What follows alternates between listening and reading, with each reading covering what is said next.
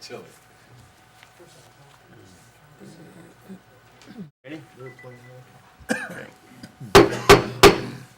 Good evening, board members and residents. I'd like to call to order the regular board meeting and public hearing for Monday, December 9th, 2013. Everyone, please rise for the Pledge of Allegiance. I pledge allegiance to the flag of the United States of America and to the republic for which it stands, one nation, under God, indivisible, with liberty and justice for all. Mr. Witt, will you please take the roll call? Yes, Mr. Brado? Here. Mr. Capral? Here. Mr. Swikowski? Here. Mr. Tominello? Here. Mr. York? Here. Mr. Witt? Here. Mr. Verkust? Here. Thank you. Next on our agenda is the approval of our consent agenda, including approval of the regular board meeting minutes of November 25th, 2013, and our workshop meeting minutes of November 20th, 2013, approval of the bills in the amount of $517,752.25, approval of the 2013 budget amendments, approval of the fiscal year 2014 meeting calendar, approval to purchase from HD Water Supply copper and brass fittings to comply with the reduction of lead in the Drinking Act in the amount of $10,412.12, and approve the renewal of the township's commercial insurance policy with the Michigan Par Plan through Michigan Community Underwriters. I'll make a motion to approve the consent agenda with the bills in the amount of $517,752.25. We've got a motion by Mr. Tominello. Is there support? Support. Support by Mr. Swikowski. Discussion, board members? Hearing none and seeing no public comment, all those in favor signify by saying aye. Aye. Those opposed? Motion carries. Next on our agenda is the approval of the regular agenda. Board members, I would like to add a closed session at the end of this evening's meeting for a brief update regarding our GELC union negotiations. I propose that might be item F2 on the agenda. Make a motion to approve the amended agenda. All right, we've got a motion by Mr. York. Is there support? Support. Support by Mr. Swikowski. Discussion, board members? Hearing none and seeing no public comment, all those in favor signify by saying aye. Aye. Those opposed? Motion carries. All right, next is announcements. I've got a few announcements here, board members. The Harrison Township Public Library will be hosting multiple events this coming Saturday, December 14th. Story Hour will take place from 11 a.m. until noon. The theme this month is cookies, and the book this month is 5 Little Christmas Cookies. Tales with Tales will start at noon. Children will get the chance to practice their reading with Patty, a licensed, certified, and insured therapy dog. Each child would get 15 minutes to read to Patty. Pre-registration is required. The Big Bake Sale and Cookie Walk is going to be held from noon to 3 p.m. You can come satisfy your Christmas sweet tooth, pick up special cookies to leave for Santa, and all the proceeds benefit Harrison Township Public Library. Hopefully Patty is not too hungry for cookies or we could have a problem. To register for any of these library events, you can call 329-1261 or stop in the library and sign up. Any library events for children, the children are required to be accompanied by an adult. I'd like to take a moment to thank Santa Claus for lighting our Christmas tree last Tuesday, and for everyone who participated and volunteered in the Christmas tree lighting, and of course also Donuts with Santa. Both events were successful. I don't know if there's anything to add. Just special thanks to the Lance Cruise Choir and the Lance Cruise Band. Fantastic job, and I'd invite all residents to come out again next year. They're quite a show to see. Thanks. Nice time. For information on all of the township events, you can check the website or call the supervisor's office for all the details. Are there any other announcements? If not, then we'll move on to our next item on the agenda. Item B, addressing the budget. Mr. Witt? The public notice for our fiscal year 2014 budget was run. and it's before you as presented. So I guess we need a motion to open the public hearing. So moved. Support. All right, we've got a motion by Mr. York with support by Mr. Tominello to open the public hearing for the budget adoption for 2014. Was there discussion, board members? Hearing none and seeing no public comment, Mr. Witt, will you please take the roll call? Yes, Mr. York, Yes. Mr. Tominello? Yes. Mr. Brado, Yes. Mr. Capral, Yes. Mr. Swakowski? Yes. Mr. Witt, yes. Mr. Verkowski? Yes. All right. So the public hearing for the 2014 budget is now open.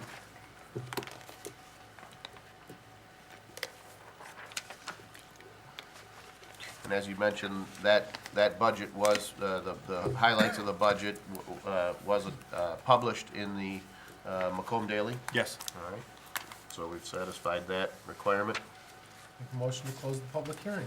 If there's anyone, Oh, I'm if I sorry. can get, I was just gonna say, if anyone has any desire or cause to address the board or speak publicly about the 2014 budget, now would be that time. I see no one in the on-deck chair, so if there is no public comment, entertain a motion. I'll make a motion to close the public hearing. All right, we've got a motion by Mr. York. Is there support? Support. Support by Mr. Capral. Discussion, board members? Hearing none and seeing no public comment, Mr. Witt, again, a roll call vote, please. Yes, Mr. York, Yes. Mr. Capral, Yes. Mr. Brado, Yes. Mr. Swakowski? Yes. Mr. Tominello? Yes. Mr. Witt, yes. Mr. Verkowski? Yes. All right, the next item then would be to adopt the fiscal year 2014 budget as it's been presented. So moved. Got a motion by Mr. York, Support. support by Mr. Swakowski to adopt the 2014 budget. Discussion, board members. Hearing none and seeing no public comment, Mr. Witt, does that require a roll call? Yes, it does. All right. Mr. York, Yes. Mr. Swakowski? Yes. Mr. Brado, Yes. Mr. Capral, Yes. Mr. Tominello? Yes. Mr. Witt, yes. Mr. Verkowski? Yes. Budget's adopted. All right, thank you, board. Next on our agenda is item C1 from the fire department regarding some overhead doors for Fire Station 1. We've got our fire chief here, Chief Lopez. Could you tell us about that? Yes, sir. Good evening, board members. The apparatus bay doors at Station 1 is the Crocker Fire Station. These are the original glass doors you're probably familiar with. They've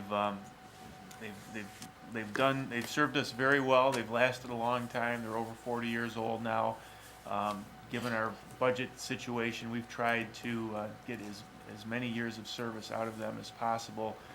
We feel right now at this point, we've pushed that as far as we can, and it would be appropriate at this time to replace those doors before we had any type of a failure that would jeopardize response times. And along with that, as you remember, several years back, we did an energy audit of the building. One of the big deficiencies that was brought to light was the inefficiency of the existing glass doors, and so there would be a secondary benefit in replacing them at this time of getting the energy efficiency, which would then also result in the furnaces that are in there.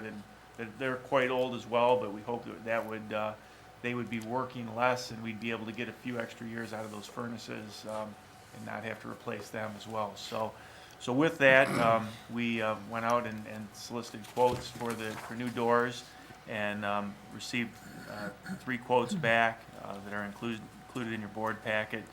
And the low quote, which is what we're recommending, was FJF doors for $17,111 to replace the doors and the mullions as well.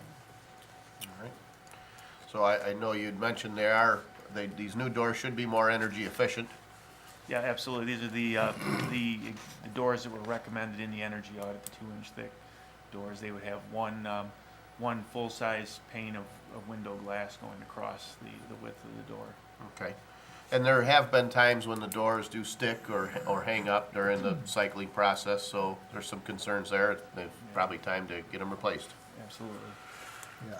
All right. I'll go ahead and make a motion to to approve the contract with FJF Door Sales to furnish and install 7-section overhead doors at Fire Station Number 1 in the amount of $17,111. All right, we've got a motion by Mr. Tominello. Is there support? Support.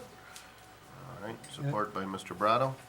I can say, I've been in there and seen those doors quite a few times.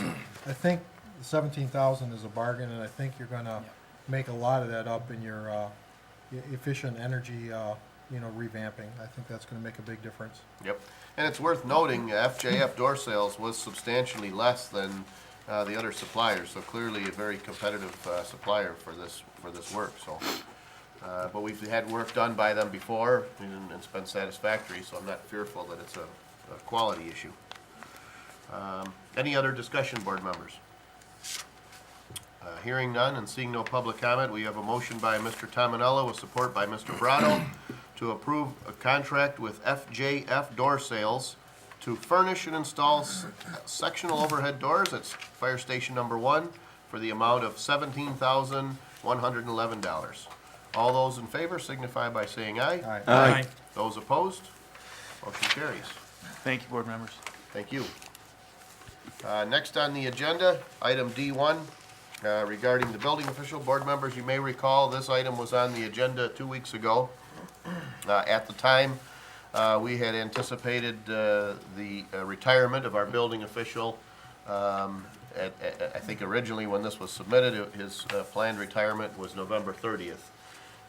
Since that time, we've had some discussion with Mr. Parak, and while he's still indicated his desire to retire, he's also indicated his willingness to stay on until such time as we're able to have a replacement in place.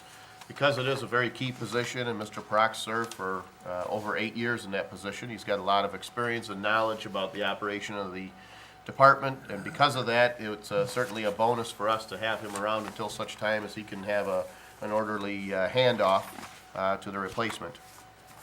So, based on that, I do not believe there would be any need for us to contract with Wade Trim for building official services. However, in discussions with Mr. Parak, he had made a request which I felt was reasonable. And I believe it would be something that would require board approval. Moving forward, beyond such time as we're able to find a replacement and get them trained and in place, from time to time, we may have a need to ask Mr. Parak to come back.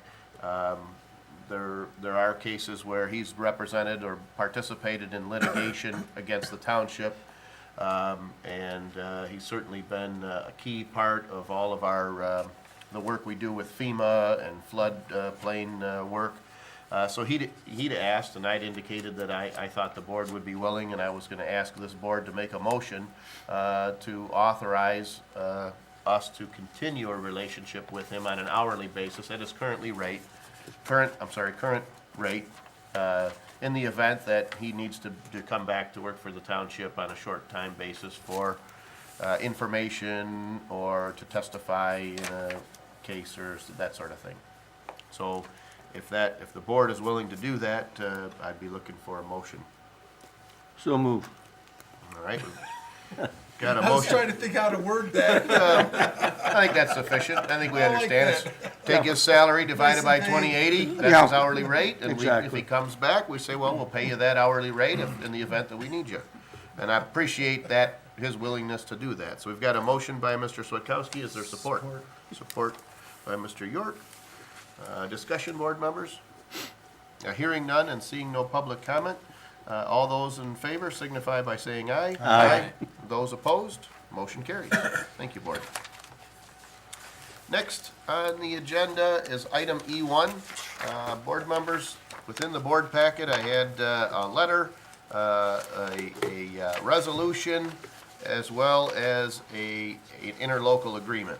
As you may know, several, well, actually 4 firefighter unions approached the county, who then in turn approached the representatives of those 4 communities in pursuit of a CGAP grant, or basically a competitiveness grant from the state of Michigan. The the county's emergency management group sort of spearheaded the idea. We met a couple times, talked about it, decided on a budgeted estimate to do some sort of a study for kind of an interlocal agreement, or what's been titled a Mid-Macomb Fire Services concept.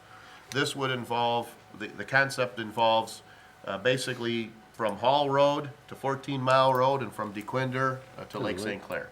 So the center of Macomb County, Sterling Heights, Clinton Township, Mount Clemens, and Harrison Township. And the thought was, this is right through the center of the county, and that a consolidation of those groups or fire departments would truly be big enough to generate the kind of synergy, if successful, that could probably at some point lead to a county-wide service, something that's common in other states, but currently is not a model in Michigan.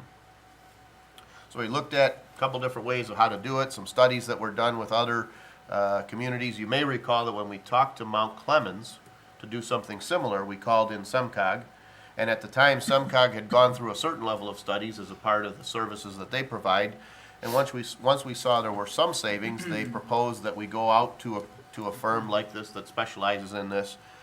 A lot of unresolved things. How do you equalize assets? How do you equalize legacy burdens versus funding?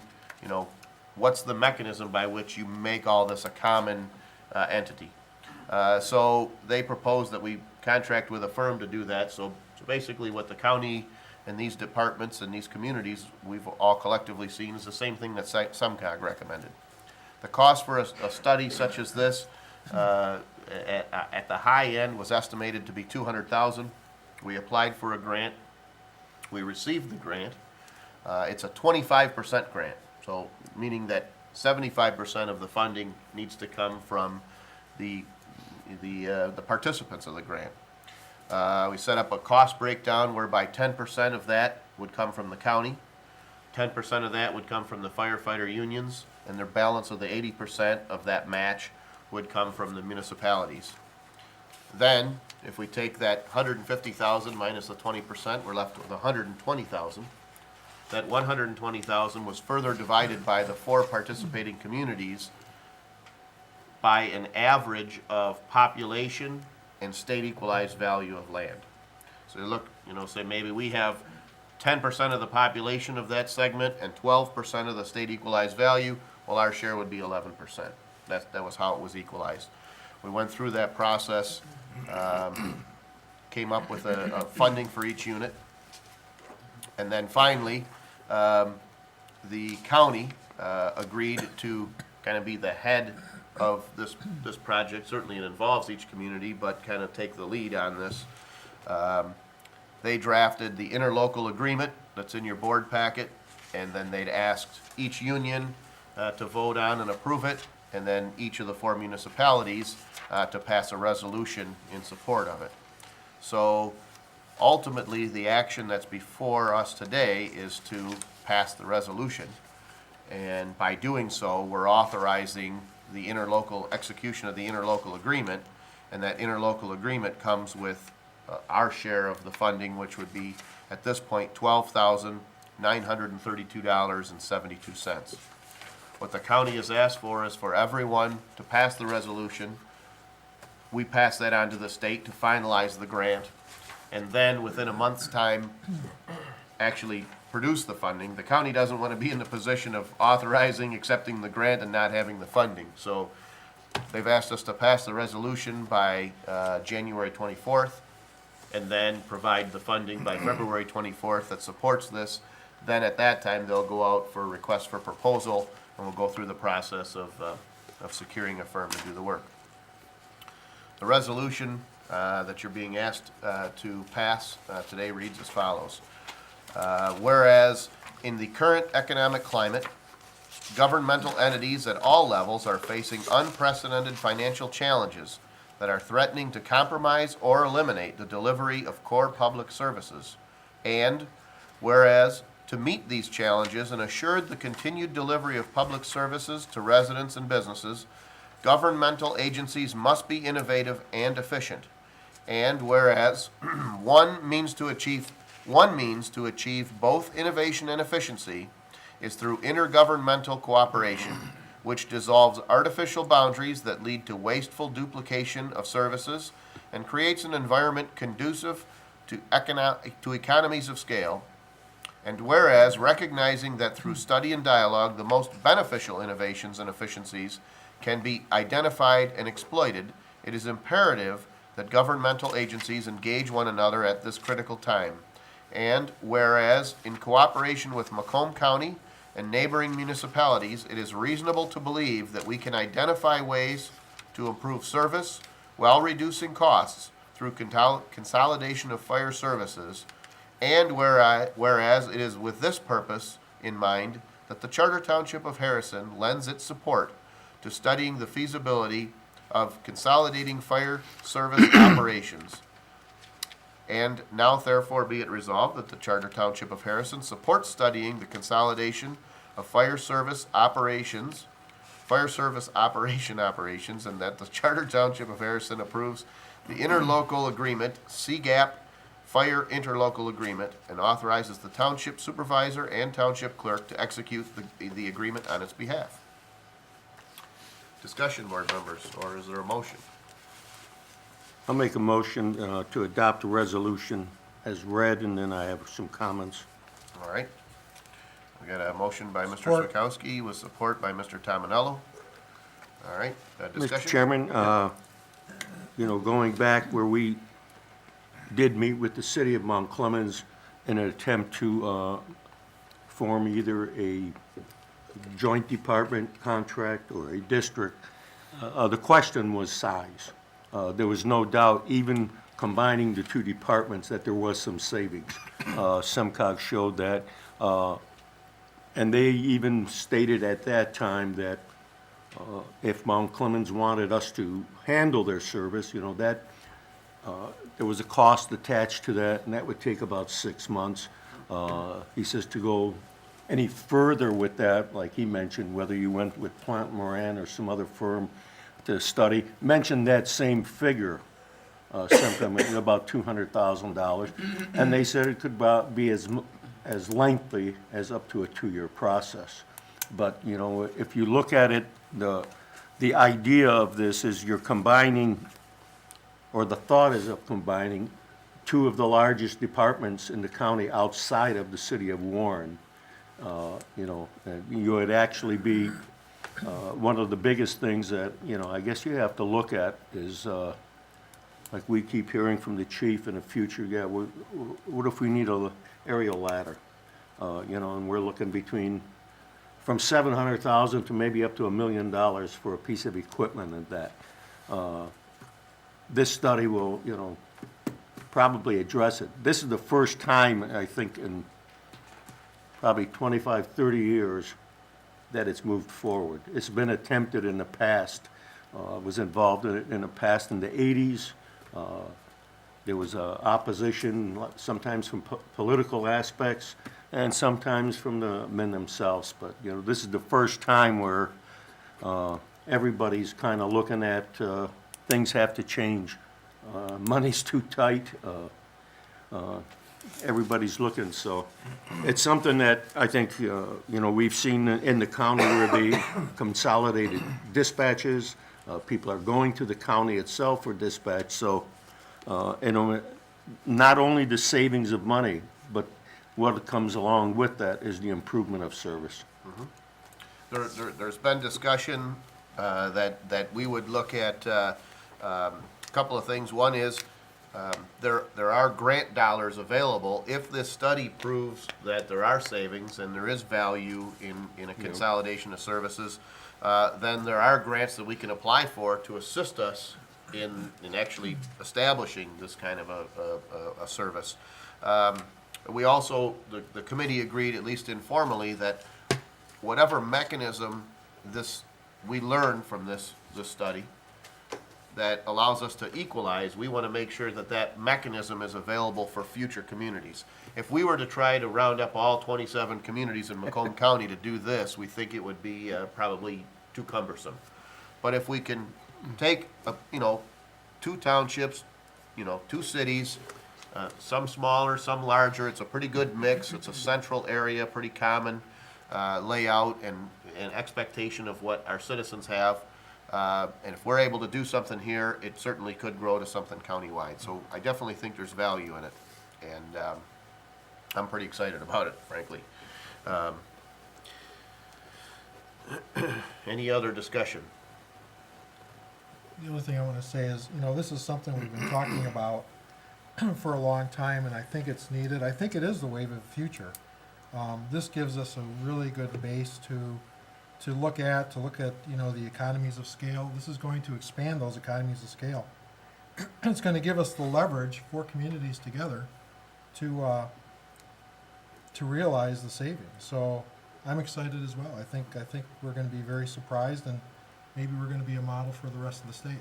I hope so. And we've learned that this concept applies in other states, but for various reasons, it hasn't really taken hold in the state of Michigan. Clearly, the state themselves is supportive of the idea. They're willing to invest, 25% of the cost of this study. I should say that the agreement does point out that obviously if the study is less than the $200,000, then there's a refund, obviously, associated coming back and so forth. But at this point, this was the best estimate that we had. We've looked at some studies from other areas, and so if there's any other discussion, if not, there's no public comment. We've got a motion. Oh, okay, yep. William Bardell, 17-year resident. It sounds like a good idea, and it's probably a good idea, but I just want to say that, we are proud of our fire department. We have a marquee fire department, and just so all these other municipalities know what we're putting into this thing, and it's probably worth the $12,000 just to see. But we do have a marquee fire department, and I hope all the other municipalities know that, what we're putting into this.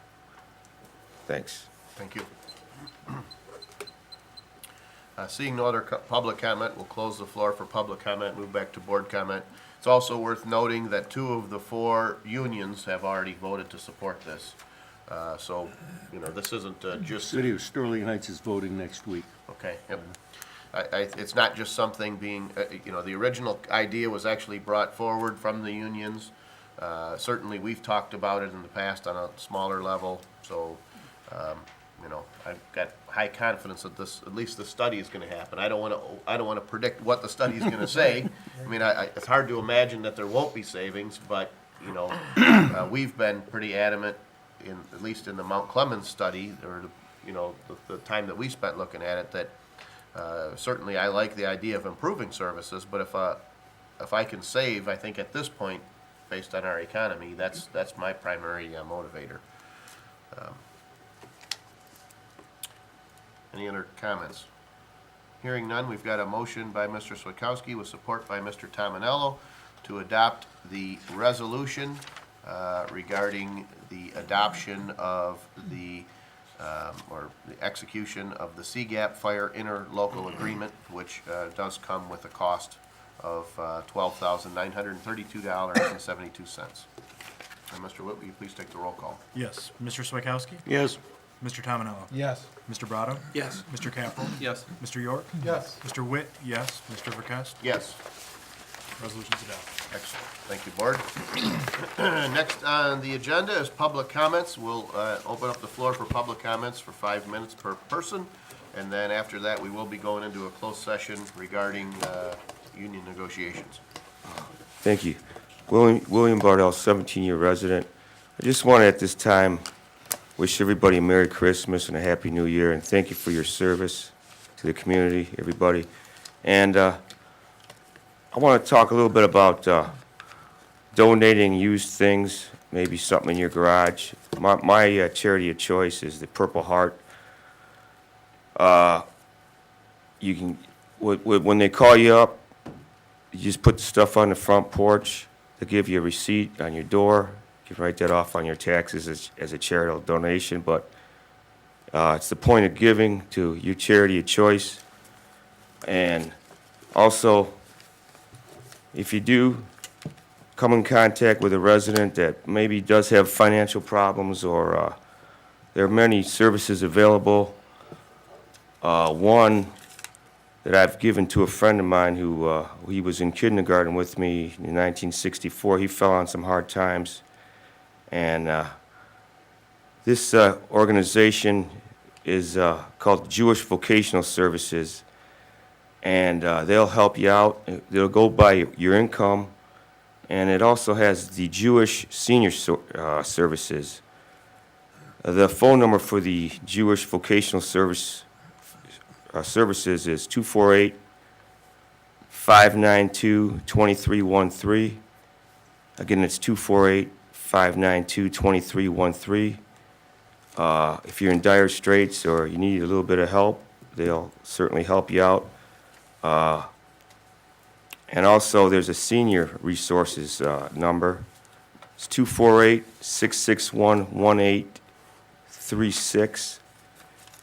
And very helpful. I do also have another list of other charities, but I just want to tell everybody about those two. Those are, one of them is for donating stuff. That's the Purple Heart, and the other one is the Jewish Vocational Services, in case any of the residents need help or are in dire straits. Thanks a lot. Keep up the good work. Merry Christmas. Thank you. Merry Christmas. If there's no other public comment, we'll close the floor for public comment and move back to board comment. Board members? Just before everybody, just before everybody leaves, I guess I'd like to wish everybody a Merry Christmas and hope everything for 2014, things turn around, to continue to turn around, and have a more prosperous new year. Yep. And I think Jack's sentiments are shared by all of us board members. Happy holidays to all. Yep, to wish everyone a Merry Christmas and Happy New Year. I do want to mention something I should have Oh, mentioned. yeah, sure, and then bring it down with taxes. Nice. Taxes all the time with you. Gee whiz. Yeah, Merry Christmas, here's your tax bill. Go ahead.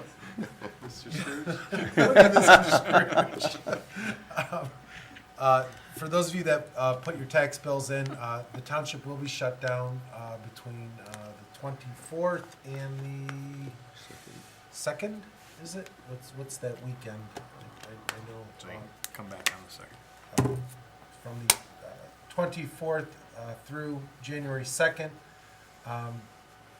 If you'd like to pay your taxes, you can just put those in the Dropbox, and you'll be all set for this year. We also have the online services. You can go right to our website and pay your tax bill right online with an ACH check debit. That'll cost you $1 to do that. If you want a receipt right away. So anything, in other words, anything in the Dropbox, once we open up the first Right. day, we treat that as having been Right. paid in 2013. Yeah, and Right. we are open on the second. That's our first day back. Okay. So it's a Friday. Yep. All right. Any other announcements? Well, if not, then be looking for a motion to enter into closed session at 7:35 regarding GELC union negotiations. So moved. Support. We've got a motion by Mr. Tominello with support by Mr. Swakowski to enter into closed session. Discussion, board members? Hearing none, Mr. Witt, will you please take the roll call? Yes, Mr. Tominelli? Yes. Mr. Swakowski? Yes. Mr. Brado? Yes. Mr. Capral? Yes. Mr. York? Yes. Mr. Witt, yes. Mr. Verkest? Yes. Thank you, board. You're not used to these quick meetings, huh? How they should be. You should have